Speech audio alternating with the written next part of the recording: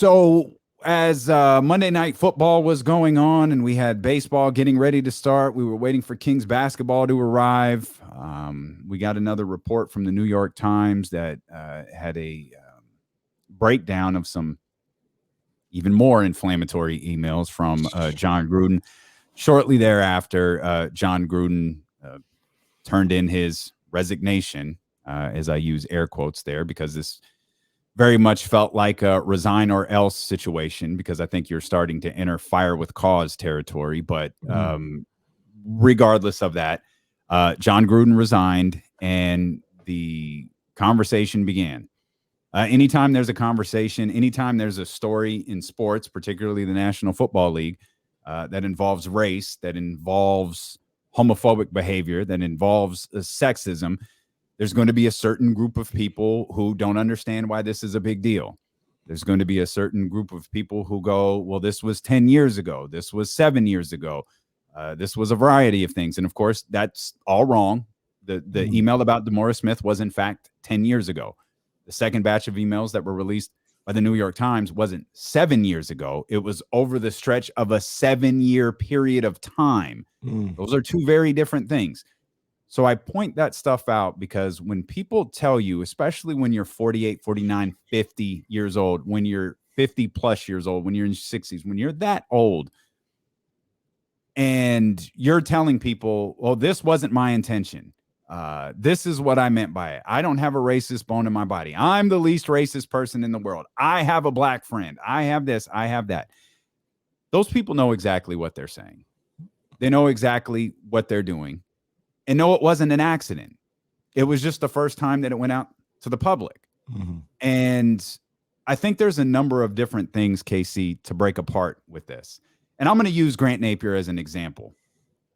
Because Grant Napier's All Lives Matter tweet wasn't the first time he showed his ass. It was the first time he showed his ass on Twitter during the Black Lives Matter movement in the summer of 2020. He showed his ass at the wrong time. Everybody saw Matt Barnes's tweet. Everybody heard what DeMarcus Cousins said. You saw the greatest king in history respond to this. Chris Webber, you think that that's the first time they had something to say about Grant Napier? No, they've said it in the past. Matt Barnes has said it publicly for years. That's Matt Barnes. Come on. It's not Harrison Barnes. If it was Harrison Barnes, it'd carry more weight. That's Matt Barnes. We all know Matt's a little Chris Webber. Oh, he's got a vendetta. DeMarcus Cousins, give me a break. Those two hated each other. We didn't put any credence in it. Right. Keyshawn Johnson's been saying things about Jon Gruden for years. But it's Keyshawn Johnson, though. Like, he was always a problem with coaches. Never saw eye to eye with guys. We all know the famous Parcells. Can't put any credence in that. We continue to dismiss what these guys say publicly. And then all of a sudden, you get a batch of emails in which Jon Gruden is speaking to another NFL employee who's a general manager in the National Football League. He's the general manager of the Washington football team. And he used racist language, homophobic language, sexist language, knowing Bruce Allen was going to have no problem with it. What's that tell you about the makeup of the National Football League? What's that tell you about the power circle of the National Football League? You know how unoffended Bruce Allen was by all of that? He hired his unqualified brother to coach his football team. That's how unoffended he was by Jon Gruden's language. If you think this is about a singular email or a singular batch of emails, you're terribly mistaken. If you think this is just about Jon Gruden, you're terribly mistaken. This is all about what Colin Kaepernick and Eric Reed were talking about 5 years ago. This is all about what everyone who has wrote about Colin Kaepernick being blackballed for the last 5 years is about. This is about the power structure in professional sports, whether it's owners or general managers, whether it's play-by-play announcers or media, whether it's a guy covering the World Series or the American League Divisional Series who says, give me 40 acres of guys who looks like that. That's what this is about. It's the makeup of professional sports where we have allowed it to be run by so many people who have so much intolerance and hatred, because this medium that Kenny and I are in has been dominated since the beginning of time, since the beginning of sports media time, whether you date that back to WFAN or wherever you date it back to, by older white men. And I don't know that we brought this up on the air, but I certainly know we talked about it privately. When that NBA 75 list comes out, it's going to look a little bit different, I think, than the NBA at 50 list did. Because when you look back and you start to measure guys who made all-star games and guys who got all NBA honors, and you realize, and I know these guys were great players, but you look at how many times like Kevin McHale made it, and you realize that Alex English didn't get any run, or Adrian Dantley didn't get any run, but you find guys like Kevin McHale, you find guys who were revered in the media like Danny Ainge, or all of these different people who are covered by people who look like them.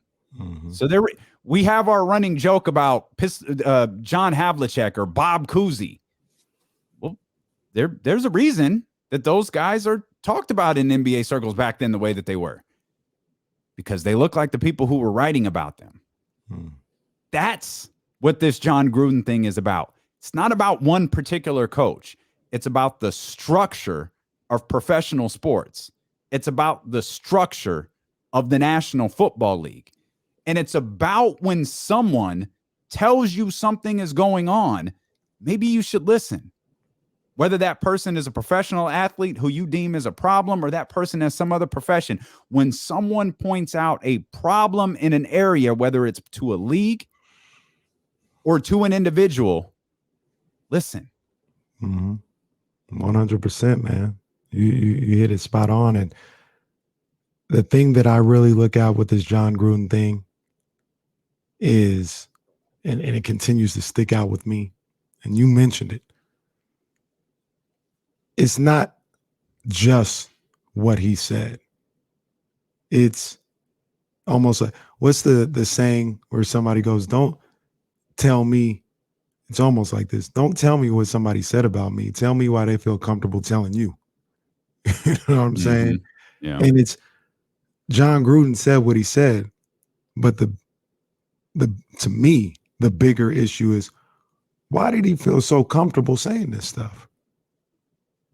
Why did he feel like it was appropriate and it would not be met without any type of reprimandums or discipline to say these things? And we all know the answer to that is because it's widely accepted. So you got that aspect. And then you also have the aspect of who are in these rooms. I bet he would, if DeMaurice Smith was in that email chain, he wouldn't be saying that in the email to him. Or if there was another black person who was a GM, he wouldn't be making those comments. If there was another homosexual person that was in the email chain, he wouldn't be making those type of comments. But they don't have that representation. We haven't for the whole time, pretty much. So, they keep their little conversations the way they were laid out right there for Jon Gruden. And those are the two things that really stood out to me, is his comfort level with being able to say all the things that he said. That's an issue. And the lack of representation continues to be an issue for these spots in all the sports and sports media and in corporate America, to be honest with you. If we're just being real, NFL is a corporation. It's not just a game, right? This is a $1 billion corporation. And to me, I don't feel like this is that far off from what probably goes on in the rest of corporate America. Completely agree. There was another thing that really stood out to me. It actually took a while for me to process this in the moment as I was reading through all of these different things, and I read, John's statement of resignation where he closed it with, I'm sorry I hurt people or something along those lines, and thought, man, how different would I won't speak for anyone else, would I have taken John's apology? Would I have taken John's reaction to this whole situation differently if in front of reporters, after his team goes out there and sucks against the Chicago Bears and he's getting asked questions about these emails, if he stood in front of there and he said, you know what, I'm sorry for hurting people, like that was hurtful language, I don't know that I'd believe that he's changed. I don't know that I believe anything, but at least it would feel like a genuine response. Mm-hmm. And as I thought, as I'm thinking through this, and again reading through all of these remarks, I stumbled across a tweet that like snapped me back to reality. He was really dismissive when it was just racism. When there was a belief that Jon Gruden was being racist, and he was. Oh, he was dismissive of it. I'm not going to keep talking about this. I'm tired of it. We went out there. We lost the football game. I've apologized to D. Smith. I've done this. I've done that. I'm tired of talking about it. I want to talk about football. Basically, F you. I'm not talking about this anymore because I'm Jon Gruden and I don't have to. But when the conversation shifted to homophobia and sexism, response was a little bit different. Now, I understand. Don't get me wrong. I understand it's the totality of the emails that led to his resignation. Mm-hmm. It's everything. It's not one or it's the other. But the tone sure shifted a lot when it was no longer just racism. And the tweet that I saw made me think. If Jon Gruden had just been racist, he'd still be the head coach of the Las Vegas Raiders. I believe that. Think about that for a second. It's because he's homophobic and he's a sexist ass. That's why he's fired or resigned or whatever, however you want to term this. That's why he's in the position that he's in. But if he was just racist, you know what he is? He's damn near everybody else in the NFL. He's damn near everybody else in the pack. You want to know... If you don't understand why every offseason we're fighting for guys like Eric Bieniemy and Byron Leftwich, this is why. When we're fighting for guys like Ozzie Newsome to promote other black general managers, this is why. The power structure in the NFL is so flawed for a sport that is predominantly black. And having to constantly deal with guys like John. There are a lot more guys like Jon Gruden in the NFL. There are a lot more guys like Tom Brenneman in Major League Baseball. There are a lot more guys like Grant freaking Napier in the National Basketball Association. These guys believe that these jobs are awarded to them for a lifetime. Here's a fun fact that I don't know gets discussed very often. Grant Napier was at the end of his contract. He was at the end of his contract at that sorry-ass radio station that didn't listen to anybody, who came to their general manager and said, you know what? Your afternoon guy's racist. You know what? Your afternoon guy's vendetta against DeMarcus Cousins is inappropriate. You know what? The things that he goes on his radio station day after day on his radio show and says day after day is inappropriate. You didn't have anything to say about that. You didn't have anything to do with that until the Sacramento Kings. You said, you know what? We're done with him. His contract at the radio station was up. His contract with the Sacramento Kings was up. They could have simply said, we're not bringing him back for another season. He's been here 30 freaking years. It's time to move on. But you know what? People like Grant Napier, people like Tom Brenneman, people like Jon Gruden believe jobs like this, which I'm rewinding 5 years ago. I was told being in sports is a privilege, not a right. That's what some people said to me when it came to a particular quarterback that I supported. These businesses have the right to make decisions for themselves. Right. You're not awarded these jobs for a lifetime. You can move on from these individuals.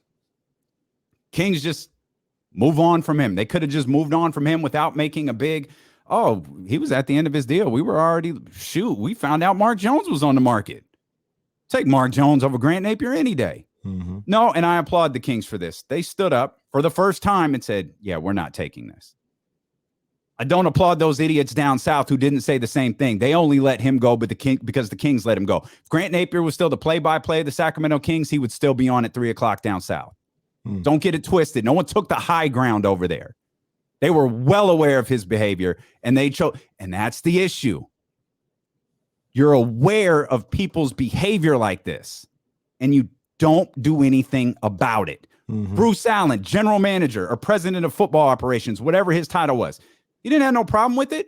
You think Jon Gruden you think he only had a relationship with one general manager? Come on, man. And he was so comfortable, as you said, Casey, using that language. And not only so comfortable using that language, saying those things about people, but as a term that we use in hip hop and everything, putting it on wax. Like, this wasn't a private conversation where they're talking back and forth. He said, I'll put this in an email. Essentially, this is what we do. This is how we go about things. This is how we talk. This is how we communicate. And we don't see anything wrong with it. I have no issue putting this in writing about this man or about the commissioner or this draft pick. It's disgusting. It really is. It's disgusting. And these are the two things that, like I said, stood out to me. The fact that this is the culture that goes on in the NFL. And this is the other thing I don't want to see here. I don't want to see or hear Adam Schefter, Ian Rappaport talking about how swiftly the NFL moved in with this investigation. And, they took all precaution to make sure every stone was unturned to get to the bottom of this because they want to make sure that it's known that this is unacceptable. No, you're not. That's not why you did this. That's not why you did this. He got caught and they were like, you got to go. Like, John, you have to go because we're not going down because of you. You're going to have to wear this and move on with your life. Don't get it twisted. There was no moral high ground by the NFL where they were putting pressure on John because they deemed this stuff inexcusable. Now, some of them might. I don't know Roger Goodell or anything else like that. But as a whole, you allowing this to go on for years, for decades, that doesn't. You check somebody's email right now, he probably got some same type of rhetoric in the NFL higher ups. And I look around at the NFL front offices and things of that nature. I see the same type of faces when I talk about representation mattering. I see the same faces. So they'll let me know that they're serious about eradicating this type of behavior when their actions are different, when they're actively looking for solutions to change this. You can't have the same dynamic going on in your front offices from the same people that are having conversations like this through email or in person or on phone calls and really get me to believe that you want to change how the league is ran and the perception of the league. So we'll see what they do. I'm not confident. I'm pretty sure what they're going to do, which is nothing, but we'll see. They've continued to do nothing for the last 5 years. They formed these task forces, I don't even remember the name of that, the coalition that they formed. They ain't doing nothing, man. Because fact is, Jon Gruden in the scheme of the NFL, he's nothing. Bruce Allen, he already fired. Bruce Allen ain't ever working in the league. He already gone. Until you can Donald Sterling guys like Dan Snyder, guys like Jerry Jones, guys like Stan Kroenke, virtually all of them. We know that's not going to happen. That's where the power lies, is at the top.